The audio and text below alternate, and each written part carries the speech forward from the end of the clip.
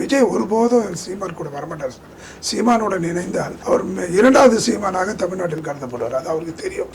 எந்த ஒரு காரணத்தை கொண்டும் சீமானுடைய சாயல சீமானுக்கு கால் ஷீட்டே தராதவருங்க அவர் போய் அரசியலில் கூட்டணி வைப்பார் என்பது திரள் நிதி கோசம் அவர் பயன்படுத்திக்கிறார். ஒரு தொகுதிக்கு 1 கோடின்னு வச்சிருக்காரு. அந்த திரள் நிதி அந்த திரள் நிதியில் அவ்வளோலாம் வர்றதுக்கு நாங்கள் விடுவதற்கு நாங்கள் ஒன்றும் அந்தளவுக்கு முட்டாளும் இல்லை, மனநோயாளியும் இல்லை, விடவே மாட்டோம். மக்கள் மனதில் எப்பொழுதும் எங்களுடைய கருத்தை நிற்கும் வகையில் எங்களுடைய பிரச்சாரம் இருக்கும். ஒருபோதும் சீமானை ஏற்க நாங்கள் அனுமதிக்க மாட்டோம். ஒரு தவறான ஒரு முன்னுதாரணம் சார். 50 வருஷத்துக்கு முன்னாடி ஒரு 3 பேச்சை பேசி தாங்க நம்ம காமராஜரையே வீழ்த்தினோம்.